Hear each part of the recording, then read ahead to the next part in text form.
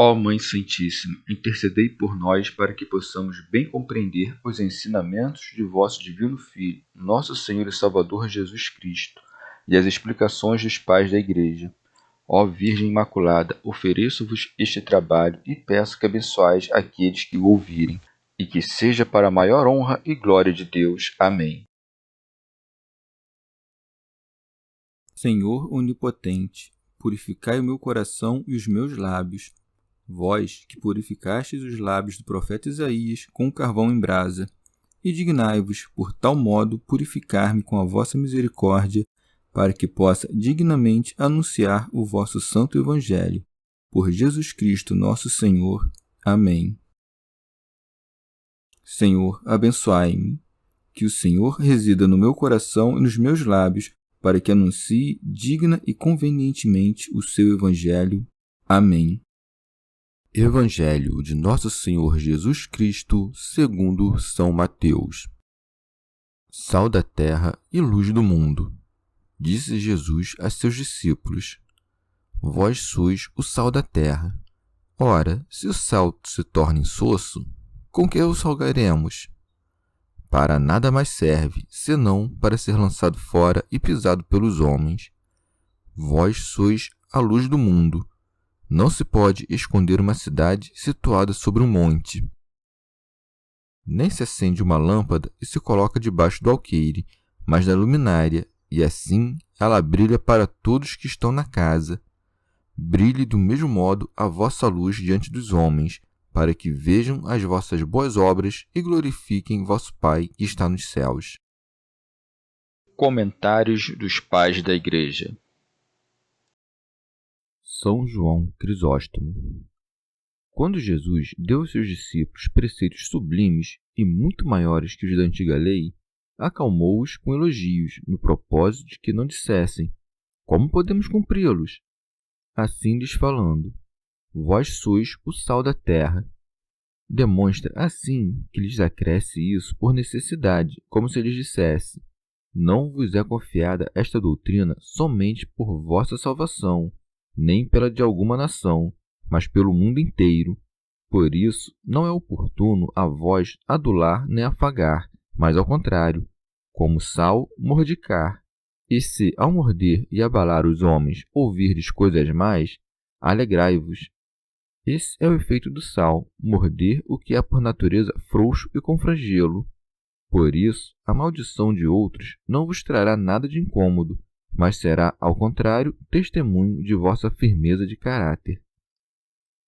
Santo Hilário de Poitiers. Devemos ver aqui quão apropriado é o que se disse, quando se compara o ofício dos apóstolos com a natureza do sal. Este se aplica a todos os usos dos homens, já que, quando é espalhado sobre os corpos, dá-lhes a incorrupção e os torna aptos para receber um bom sabor através dos sentidos. Os apóstolos são os pregadores das coisas celestiais e são como os salgadores da eternidade. Com toda a razão, pois, se lhes chama sal da terra, porque, em virtude de sua doutrina, preservam os corpos, como salgadores, salvando-os para a eternidade. Remígio de Auxerre. O sal também muda de natureza por meio da água, do ardor do sol e do sopro do vento. Assim, os varões apostólicos, pela água do batismo, pelo ardor do amor e pelo sopro do Espírito Santo, transformam-se em regeneração espiritual. A sabedoria celestial pregada pelos apóstolos seca a umidade das obras carnais, acaba com o mau odor e a podridão da má conserva e com o verme do pensamento libidinoso, ao qual se refere o profeta quando diz: o seu verme não morrerá. Os apóstolos são o sal da terra, isto é, dos homens terrenos que, amando a terra, são chamados de terra. São Jerônimo. Os apóstolos se chamam também de sal da terra porque, através deles, se conserva o gênero humano. Pseudo Crisóstomo. Quando um sábio é adornado com todas as virtudes mencionadas, então é considerado sal perfeito, e todo o povo se conserva por meio dele, vendo-o e ouvindo-o. Remígio de Auxerre.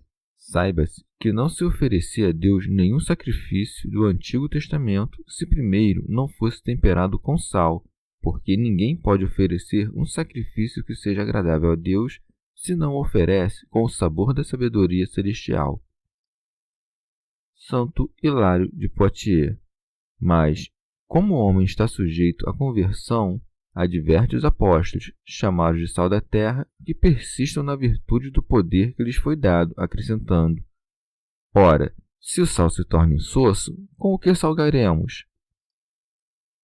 São Jerônimo. Isto é, se o doutor se equivoca, por qual outro doutor será corrigido? Santo Agostinho. E se vós, por meio dos quais os povos devem ser conservados, perdesses o reino dos céus por medo das perseguições temporais, que fariam os homens que deveriam ser por vós libertados do erro?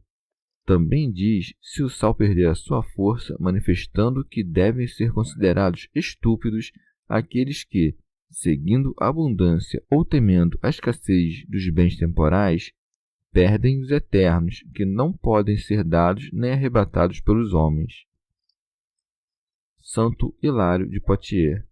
Se os mestres se estupidificam, nada salgam, e tendo perdido o sentido do saber de recebido, não podem vivificar o corrompido, tornam-se inúteis.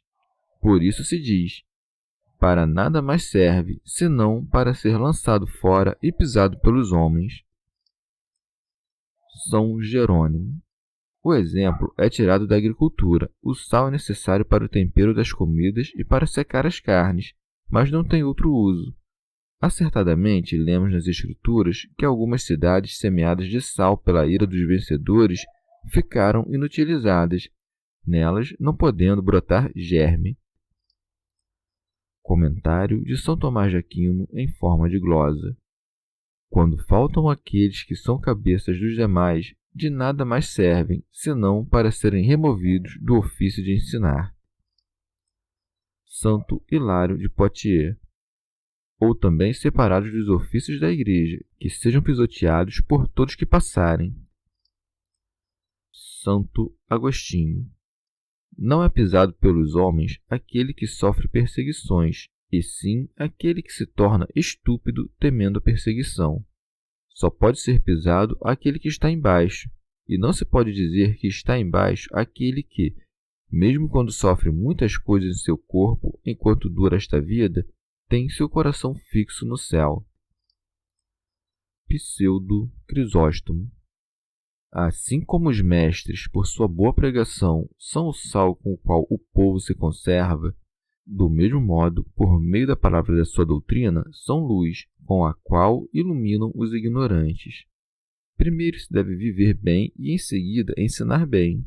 Portanto, depois de chamar os apóstolos de sal, chama-os também de luz, dizendo: vós sois a luz do mundo. O sal, em seu estado próprio, conserva as coisas para que não apodreçam, enquanto a luz conduz ao aperfeiçoamento, dando brilho.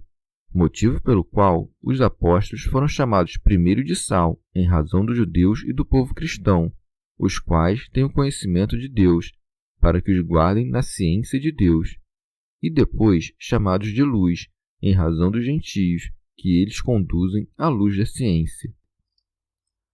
Santo Agostinho. Convém, pois, compreender aqui por mundo não o céu e a terra, mas os homens que estão no mundo, ou os que amam o mundo, para cujo esclarecimento os apóstolos foram enviados.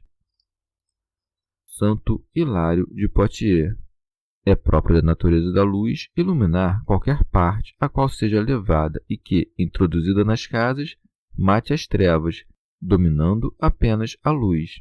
Portanto, o mundo, sem o conhecimento de Deus, estava obscurecido pelas trevas da ignorância, mas, por meio dos apóstolos, lhe foi comunicada a luz da ciência, e assim brilha o conhecimento de Deus, e por qualquer parte em que caminhem de seus pequenos corpos é ministrada a luz. Remígio de Auxerre. Assim como o sol dirige os seus raios, assim o Senhor, que é o sol da justiça, dirigiu os seus apóstolos para desterrar as trevas do gênero humano. São João Crisóstomo. observa quão grandes são as coisas que lhes promete àqueles homens que, desconhecidos em seu próprio país, adquiriram tamanha fama que, em pouco tempo, esta chegou aos confins da terra. Nem as perseguições que lhes havia predito puderam ocultá-los, antes os fizeram mais famosos. São Jerônimo. Para que os apóstolos não se escondam por medo e sim se apresentem em toda a liberdade, ensina-lhes a confiança nos resultados de sua pregação, dizendo-lhes em seguida: não se pode esconder uma cidade situada sobre um monte. São João Crisóstomo. Com estas palavras, lhes ensina também a cuidar com solicitude da sua própria vida, já que esta haveria de ser vista constantemente por todos, assim como a cidade que está colocada sobre um monte ou como a luz que está luzindo sobre um candelabro. Pseudo Crisóstomo. Esta cidade é a Igreja dos Santos, da qual se diz: coisas gloriosas se dizem de ti, ó cidade de Deus. Seus cidadãos são todos os fiéis, dos quais o apóstolo diz aos Efésios: sois concidadãos dos santos. Esta cidade, pois, está colocada sobre o monte do qual diz Daniel: a pedra arrancada sem as mãos fez um grande monte. Santo Agostinho. Ou está colocada esta cidade sobre um monte, isto é, sobre a grande justiça que esse monte representa e sobre o qual ensina o Senhor. Pseudo Crisóstomo. Não pode, pois, esconder-se uma cidade colocada sobre um monte. Mesmo que se a quisesse esconder, o monte que a tem sobre si a faria visível a todos. Assim, os apóstolos e os sacerdotes que foram estabelecidos em Cristo não podem esconder-se, mesmo que quisessem, porque Cristo os manifesta. Santo Hilário de Poitiers. Ou chama a cidade a carne que tomou, porque nela, pela natureza mesma do corpo que tomou, se dá a congregação do gênero humano. E nós, pela participação na sua carne, somos habitantes dessa cidade. Não pode, então, essa cidade se esconder, porque, colocada à altura da elevação de Deus, oferece-se à contemplação de todos por meio da admiração de suas obras. Pseudo Crisóstomo. Cristo demonstra com outra comparação porque manifesta seus santos e não permite que se escondam quando diz: nem se acende uma lâmpada e se coloca debaixo do alqueire, mas na luminária. São João Crisóstomo. Ou, ao dizer: não pode esconder-se uma cidade, quis demonstrar sua virtude. Ao acrescentar: nem se acende uma lâmpada, estimula-nos à livre pregação, como se dissesse: eu, em verdade, acendi a luz, e a vós cabe mantê-la acesa, não só por vós e pelos outros que serão iluminados, mas também pela glória de Deus. Pseudo Crisóstomo. A lâmpada é a palavra divina, da qual se diz no Salmo: lâmpada para os meus passos é a tua palavra. Os que acendem a lâmpada são o Pai, o Filho e o Espírito Santo. Santo Agostinho. Que nos parece significar o que foi dito, e se coloca debaixo do alqueire, que a ocultação da lâmpada deve ser entendida como se dissesse: ninguém acende a lâmpada para ocultá-la? Ou significa algo mais o alqueire, como se pôr a lâmpada debaixo dele fosse preferir as comodidades do corpo à pregação da verdade? Coloca, pois, a lâmpada debaixo do alqueire todo aquele que obscurece e tapa a luz da boa doutrina com as comodidades temporais. O alqueire é uma figura muito boa para os bens temporais, seja porque é uma medida, e cada um receberá a retribuição segundo o bem que fez enquanto no corpo, seja porque os bens temporais que se fazem com o corpo têm certa medida de dias, significada pelo alqueire, pois começam e passam. Mas as coisas eternas e espirituais não têm essa limitação. Põe a lâmpada sobre o candelabro aquele que sujeita o corpo ao ministério da palavra, para que a pregação da verdade venha primeiro e as necessidades do corpo depois. Pela própria servidão do corpo, a doutrina brilha de modo mais sublime, enquanto, pela voz e demais movimentos corporais, é, nas boas obras, comunicada aos que aprendem. Pseudo-Crisóstomo. O alqueire pode significar também os homens mundanos, porque, assim como aquele é vazio por cima e cheio por baixo, também os amantes do mundo são insensatos para as coisas espirituais e sábios para as terrenas. Portanto, são como um alqueire que tem escondido a palavra divina, quando por alguma causa terrena não se atrevem a fazer pública a palavra de Deus, nem a pregar a verdade da fé. O candeeiro é a igreja, que carrega a palavra da vida, e todo homem eclesiástico. Santo Hilário de Poitiers. O Senhor comparou a sinagoga com o alqueire que, recebendo em seu interior os frutos, os continha em certa medida de sua limitada observância. Santo Ambrósio. Portanto, ninguém limite a sua fé pela medida da lei, e sim se cinja ao que ensina a Igreja, na qual brilha a graça septiforme do Espírito Santo. São Beda. Ou é o próprio Cristo que acende a lâmpada ao preencher com a chama da sua divindade o vaso da nossa natureza humana.